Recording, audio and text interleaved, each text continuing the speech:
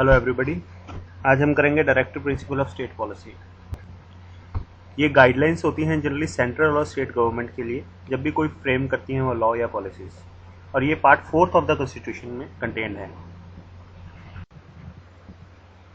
सो DPSP जो होते हैं ये इन्फोर्सेबल नहीं होते हैं किसी भी कोर्ट के द्वारा। अगर कोई स्टेट इसको अप्लाई नहीं करता है तो कोई भी कोर्ट उनको फोर्स नहीं कर सकता है कि वो अपनी ड्यूटी को परफॉर्म करें। अलग अलग ऑथर्स ने इसको अलग अलग तरीके से बताया हुआ है। जैसे कई ऑथर्स ने इसको बोला है, they show the path to the leaders of the country which takes the country to achieve the ideal of constitution embodied in the preamble. इसी तरह these are the general code of conduct for legislators and the administrators. In case अगर कोई state government fail होती है इनको apply करने में, तो सेंटर जो होता है आर्टिकल 365 के तहत उनको इम्प्लीमेंटेशन के लिए इन्फोर्स कर सकता है। देखिए यहाँ पे कोर्ट इन्फोर्स नहीं कर सकते, लेकिन सेंटर जो है वो स्टेट को इन्फोर्स कर सकता है कि for the implementation of directives. So जैसे कि हम आर्टिकल 45 में आगे जाके पढ़ेंगे, free and compulsory education, prohibition of alcoholic drink in article 47 and so on. तो इन सबको जो है सेंटर इन्फोर्स करवा सकता है स्टेट्स के द्वारा। और आर्टिकल 355 के तहत भी जो ड्यूटी है ये सेंटर की ये रहती है कि अगर कोई भी इंटरनल डिस्टर्बेंस या एक्सटर्नल एग्रेशन होता है और उन सर्कमस्टांसिस में स्टेट्स को ये डीपीएसपीज फॉलो करने ही पड़ते हैं। और ये जो डायरेक्टिव प्रिंसिपल्स हैं ये बोरोड किए गए हैं आयरिश कॉन्स्टिट्यूशन से। तो हम डायरेक्टिव प्रिंसिपल्स को ऐसे क्लासीफाइड कर सकते हैं इन कैटेगरीज में। ये कैटेगरीज सिर्फ आपको एक जनरल ओवरव्यू देने के लिए ही हैं।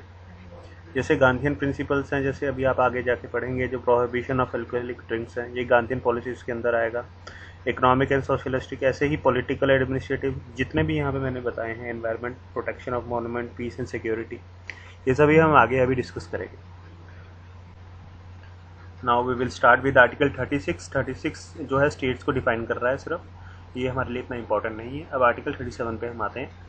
आर्टिकल 37 ये बता रहा है कि डीपीएसपी जो हैं ये फंडामेंटल हैं किसी भी कंट्री को गवर्न करने के लिए।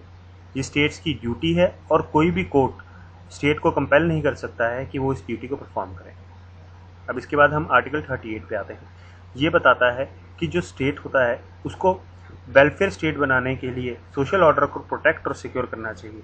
ये तब होगा जब सोशल जस्टिस, इकोनॉमिकल जस्टिस और political justice each and every individual को प्रोवाइड होगी। अब इसके बाद हम आते हैं आर्टिकल 39 पे। ये बता रहा है कि कॉमन गुड के लिए स्टेट को काम करना चाहिए। कॉमन गुड के लिए स्टेट को काम करना चाहिए। कॉमन गुड का मतलब है किसी भी जेंडर, किसी भी कम्युनिटी के प्रति डिस्क्रिमिनेशन नहीं होनी चाहिए, या किसी भी एज यानी चिल्ड्रन या यूथ के प्रति भी कोई डिस्क्रिमिनेशन नहीं होनी चाहिए। जैसे आर्टिकल 39A इसी का पार्ट है, वो बता रहा है फ्री लीगल एड। जो सुप्रीम कोर्ट है वो इसी आर्टिकल के बेसिस पे उसने आर्टिकल 21 को डिफाइन किया था, जिसमें उसने बोला था कि जो प्रिजनर्स हैं उनके पास ये आर्टिकल 21 के अंदर पर्सनल लिबर्टी के अंदर ये राइट्स हैं कि वो अपील कर सकते हैं टू गेट द कॉपीज और engage a council at the cost of the state. Now अब इसके बाद हम करेंगे आर्टिकल 39B। आर्टिकल 39B हमें ये बता रहा है कि जो ओनरशिप एंड कंट्रोल है मटेरियल रिसोर्सेज का, जो कम्युनिटी का जो ओनरशिप और कंट्रोल है मटेरियल रिसोर्सेज का, वो ऐसे डिस्ट्रीब्यूट होना चाहिए कि जो बेस्ट हो, जो सर्व करे कॉमन गुड को। जैसे कि प्लानिंग कमीशन ने रिकमेंड किया था फर्स्ट प्लान में कि जो इंटरमीडियरीज हैं उनको अबॉलिश किया जाए, और इसके अलावा उन्होंने फिक्सिंग भी की थी ceiling of for individual for land holdings. So बात यही वो बोल रहे हैं कि वो जो ओनरशिप और कंट्रोल मटेरियल रिसोर्स है, लैंड एक मटेरियल रिसोर्स है, वो ऐसे डिस्ट्रीब्यूट होनी चाहिए कि कॉमन गुड को सर्व करे, ना कि किसी एक पर्टिकुलर कम्युनिटी को।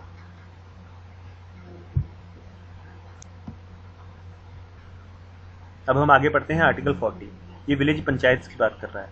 विलेज पंचायत के ऑर्गेनाइजेशन की बात कर रहा है, जिसमें उनको पावर ऑफ सेल्फ गवर्नमेंट और जुडिशियल पावर भी दी गई है। अब हम आते हैं आर्टिकल 41 में।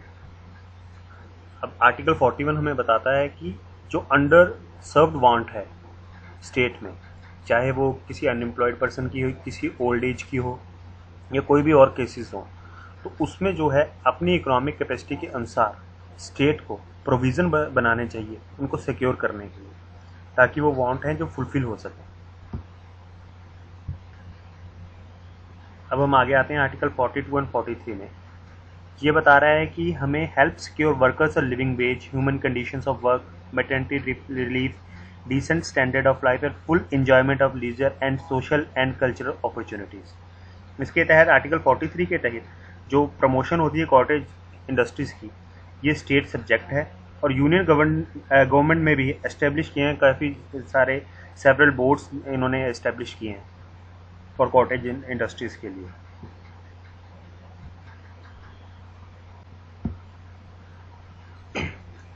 अब आर्टिकल 44 हमें बताता है यूनिफॉर्म सिविल कोड के बारे में।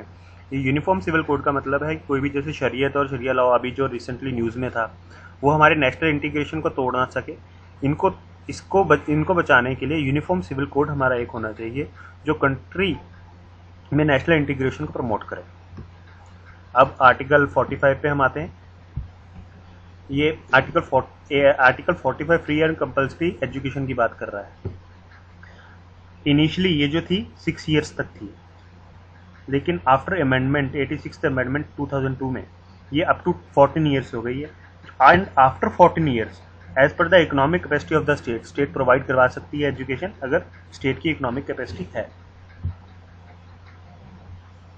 अब आगे आर्टिकल 46, ये वीकर सेक्शन जैसे SC STs और अदर वीकर सेक्शंस की बात कर रहा है कि उनकी एजुकेशन और इकोनॉमिक इंटरेस्ट को प्रमोट करना चाहिए, प्रमोशन होनी चाहिए उनकी वेलफेयर के लिए स्टेट को काम करना चाहिए। अब आर्टिकल 47, ये स्टैंडर्ड ऑफ लिविंग और पब्लिक हेल्थ की बात कर रहा है, जिसके तहत जैसे कि हमारे वेरियस प्रोग्राम्स गवर्नमेंट ने चलाए हैं, जैसे IRDP, RLE, GPF, DDP, DPAP etcetera, वो लॉन्च किए गए हैं। और इसके अलावा हेल्थ केयर में एम्स, आशा, PHC, CHG, NRHM एक्सेट्रा, ये भी हमारे लॉन्च किए गए हैं। कई स्टेट्स में इंटॉक्सिकेटिंग ड्रिंक्स को बैन किया गया है, सेवरल स्टेट में, जैसे अभी करंटली केरला में हुआ था। अब आगे आर्टिकल 48 पे हम आते हैं। ये प्रोहिबिट करता है काउ स्लॉटर को और ऑर्गेनाइज करने को बोलता है एग्रीकल्चर और एनिमल हस्बेंड्री को। ये ड्यूटी, इसने बोला है कि ये ड्यूटी है स्टेट की, जो काउ स्लॉटर होते हैं उनको प्रोहिबिट किया जाए, क्योंकि इससे रिलीजियस सेंटिमेंट्स भी बहुत सारे जुड़े होते हैं। और ये कहता है कि ऑर्गेनाइज कीजिए एग्रीकल्चर और एनिमल हस्बेंड्री को, because most of the population of India is dependent on agriculture.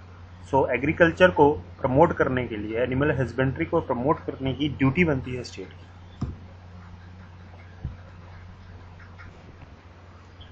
अब हम बात करेंगे आर्टिकल 49 की। ये बोलता है कि जो स्टेट की ड्यूटी बनती है कि मॉन्यूमेंट और प्लेसेस जो होते हैं नेशनल इंपॉर्टेंस के, उनको प्रोटेक्ट करें। बेसिकली मॉन्यूमेंट्स और प्लेसेस जो होते हैं नेशनल इंपॉर्टेंस के, ये टूरिज्म इंडस्ट्री में बहुत ज़्यादा मायने रखते हैं, क्योंकि ये हमें अर्न कराते हैं फॉरेन एक्सचेंज, एम्प्लॉयमेंट अपॉर्चुनिटीज़ बहुत बढ़ती हैं। और नॉट ओनली फॉरेन एक्सचेंज, जो डोमेस्टिक टूरिस्ट हैं वो भी उनका भी इनके प्रति खिंचाव होता है, जो नेशनल इंपॉर्टेंस के मॉन्यूमेंट्स और प्लेसेस होते हैं। So it is the duty of the state to protect monuments and places and objects of national importance. इसके बाद हम बात करेंगे आर्टिकल 50 की, जिसमें ये बताया गया कि ये स्टेट की ड्यूटी होती है कि जुडिशरी और एग्जीक्यूटिव की रोल्स और रिस्पॉन्सिबिलिटीज़ जो होती हैं उनको ये सेपरेट करके रखे, ताकि ओवरलैपिंग ना हो। अब इसके लिए ये चीज़ें इतनी आसान नहीं थी, क्योंकि हर एक स्टेट का अपना एक अलग प्रोसीजर था, डाइवर्सिफाई सब कुछ था। तो इसके लिए क्रिमिनल प्रोसीजर कोड 1973 अडॉप्ट किया गया, जिसके तहत यूनिफॉर्मिटी आई है लेजिस्लेशन प्रोसेस में। अब हम आगे बात करते हैं आर्टिकल 51 की। ये जनरली इंटरनेशनल पीस और सिक्योरिटी की बात कर रहा है। ये बोल रहा है कि हमें इंटरनेशनल लॉ को रिस्पेक्ट देनी चाहिए और जो भी हमारे डिस्प्यूट्स होते हैं इंटरनेशनली, उनको आर्बिट्रेशन के थ्रू सॉल्व कर लेना चाहिए। So thanks for watching my video. आप मुझे फॉलो कर सकते हैं फेसबुक पे IAS preparation online, solution research IAS, और सब्सक्राइब कर सकते हैं हमारे यूट्यूब चैनल को। Thank you very much.